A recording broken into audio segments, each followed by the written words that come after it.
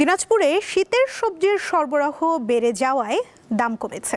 বিক্রেতারা বলছেন চাহিদার তুলনায় সরবরাহ বেশি থাকায় প্রতিদিনই দাম নিম্নমুখী।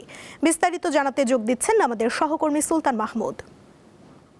সুলতান, বাজারে কি কি সবজি এসেছে আর দাম কেমন দেখছেন, বিস্তারিত জানাবেন।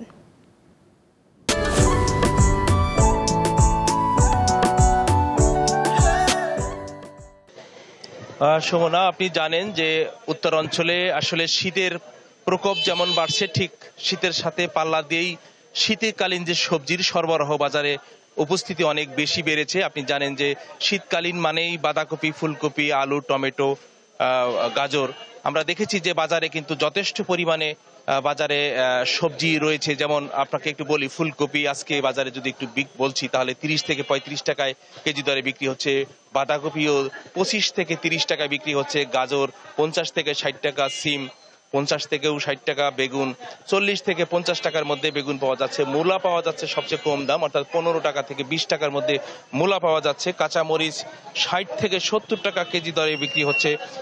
টমেটো 60 থেকে 70 টাকা, শসা 30 থেকে 35 টাকার মধ্যে পাওয়া যাচ্ছে। এবং সবচেয়ে যে গুরুত্বপূর্ণ বিষয় সেটি হচ্ছে পাতাযুক্ত পেঁয়াজ কিন্তু বিক্রি হচ্ছে মাত্র 30 থেকে 40 টাকা কেজি দরে। এবং নতুন বা আলু কিন্তু বাজারে আমরা দেখেছি যে এসছে, এবং এই নতুন আলুও কিন্তু এবছরের জন্য সর্বনিম্ন যে ব্যয়টি দাম সেটি হচ্ছে যে 40 থেকে 50 টাকার মধ্যেও কিন্তু নতুন আলু পাওয়া যাচ্ছে, এবং পুরাতন আলু মাত্র 16 থেকে 17 টাকার মধ্যে পাওয়া যাচ্ছে। যার কারণে বিক্রেতারা বলছে যে এই অঞ্চলে যেহেতু শীতকালীন সবজির উৎপাদন বেশি হয়ে থাকে, এবং এই বর্তমান সময়ে শীতকালীন সবজির ব্যাপক পরিমাণ কিন্তু বাজারে উপস্থিতি রয়েছে, সরবরাহ বেশি, এবং এতে করে চাহিদা কিন্তু দিন দিন কমে যাচ্ছে।